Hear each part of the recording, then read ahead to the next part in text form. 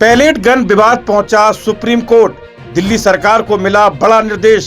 घायल छात्रों के इलाज का आदेश, हथियारों का रिकॉर्ड रखने का निर्देश। सीजेपी प्रोटेस्ट में पैलेट गन के इस्तेमाल पर सियासत उफान पर है। अब सुप्रीम कोर्ट ने गुरुवार को दिल्ली सरकार को निर्देश दिया है कि 20 जुलाई को सीजेपी के संसद मार्च के दौरान पैलेट गन लगने से घायल हुए प्रदर्शनकारियों का पूरा इलाज कराया जाए। कोर्ट ने केंद्र सरकार से यह भी कहा कि जंतर मंतर पर प्रदर्शन के दौरान आरएएफ ने कौन कौन से हथियार और कितना गोला बारूद इस्तेमाल किया, उसका पूरा रिकॉर्ड सुरक्षित रखा जाए। हालांकि सीजेआई सूर्यकांत, जस्टिस जयमाला बागची और जस्टिस बी मोहन की बेंच ने फिलहाल पैलेट गन के इस्तेमाल पर रोक लगाने से इनकार कर दिया। कोर्ट ने कहा कि कानून व्यवस्था बनाए रखने जैसी खास परिस्थितियों में पुलिस इसका इस्तेमाल कर सकती है। सुप्रीम कोर्ट ने यह भी कहा कि जब तक पैलेट गन के इस्तेमाल की अनुमति देने वाले पुलिस नियमों को अदालत में चुनौती नहीं दी जाती, तब तक इसके इस्तेमाल पर पूरी तरह रोक लगाने का आदेश देना संभव नहीं है। साथ ही अदालत ने केंद्र सरकार से पूछा है कि पैलेट गन के इस्तेमाल के लिए क्या गाइडलाइन या स्टैंडर्ड ऑपरेटिंग प्रोसीजर यानी कि एसओपी है और इस पर जवाब दाखिल करने को कहा है। पूर्व आईपीएस अधिकारी यशोवर्धन आजाद और संसद मार्च में घायल हुए दो प्रदर्शनकारियों प्रशांत कुमार सिंह और शेख इरशाद मंसूरी ने सुप्रीम कोर्ट में याचिका दायर की है। याचिका में उन्होंने पैलेट गन के इस्तेमाल पर पूरी तरह रोक लगाने की मांग की है। उनका आरोप है कि 20 जुलाई को संसद मार्च के दौरान रैपिड एक्शन फोर्स ने छात्रों पर पैलेट गन का इस्तेमाल किया, जिससे कई प्रदर्शनकारी घायल हुए। यह याचिका 20 जुलाई को दिल्ली में हुए छात्र प्रदर्शन के दौरान पुलिस और सुरक्षा बलों की कार्रवाई को लेकर दायर की गई है। यह प्रदर्शन नीट परीक्षा के कथित पेपर लीक के विरोध में किया गया था।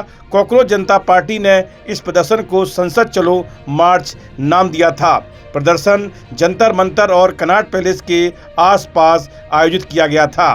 20 जुलाई को कॉकरोच जनता पार्टी ने जंतर मंतर से संसद तक संसद चलो मार्च निकाला था। सुबह 8 बजे से शाम 5 बजे तक कई बार प्रदर्शनकारियों और पुलिस के बीच झड़प हुई।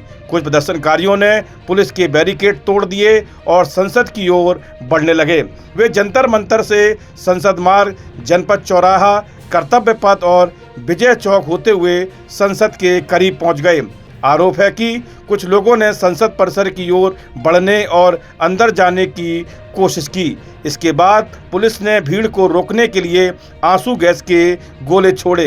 प्रदर्शनकारियों का दावा है कि इस दौरान छात्रों पर पैलेट गन का इस्तेमाल किया गया। वहीं शाम के समय कुछ जगहों पर पथराव की घटनाओं की तस्वीरें भी सामने आईं।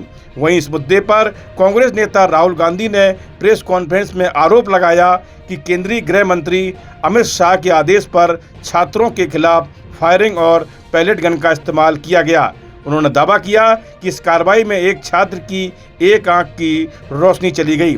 राहुल गांधी ने 24 जुलाई को अपने आवास 10 जनपद पर संसद मार्च में घायल एक छात्र को मीडिया के सामने पेश किया। उन्होंने छात्र के हाथ, पीठ और छाती पर लगे घाव दिखाते हुए कहा कि यह छात्र तिरंगा लेकर शांतिपूर्ण तरीके से प्रदर्शन कर रहा था, तभी वह पैलेट गन से घायल हो गया। वहीं राहुल गांधी के आरोपों को भाजपा ने संसद में और प्रेस कॉन्फ्रेंस में खारिज कर दिया। सरकार ने कहा कि संसद मार्च में गोली नहीं चली, मंत्री फायरिंग का आदेश नहीं दे सकता, यह अधिकार मजिस्ट्रेट का होता है। जहां तक भारत में पैलेट गन की बात है तो यह पूरी तरह प्रतिबंध नहीं है। इसके इस्तेमाल के लिए गृह मंत्रालय ने नियम और स्टैंडर्ड ऑपरेटिंग प्रोसीजर यानी कि एसओपी तय किए हैं। सरकार का कहना है कि पैलेट गन एक कम घातक हथियार है। इसका इस्तेमाल हिंसक भीड़ को नियंत्रित करने के लिए आखिरी विकल्प के तौर पर किया जा सकता है। गृह मंत्रालय के मुताबिक पैलेट गन का इस्तेमाल केवल उतना ही किया जाना चाहिए जितना हालात को काबू में करने के लिए जरूरी हो।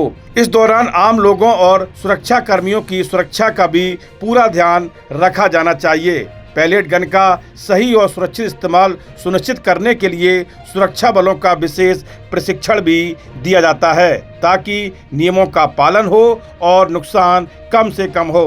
हालांकि पैलेट गन को अन्य हथियारों की तुलना में कम घातक माना जाता है, लेकिन पूरी तरह सुरक्षित भी नहीं है। इसमें एक साथ 500 से 600 छर्रे निकलते हैं।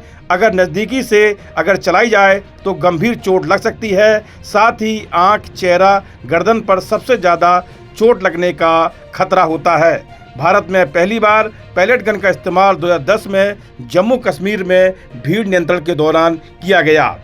इस वीडियो में इतना ही। आप देखते रहिए GUP उत्तराखंड।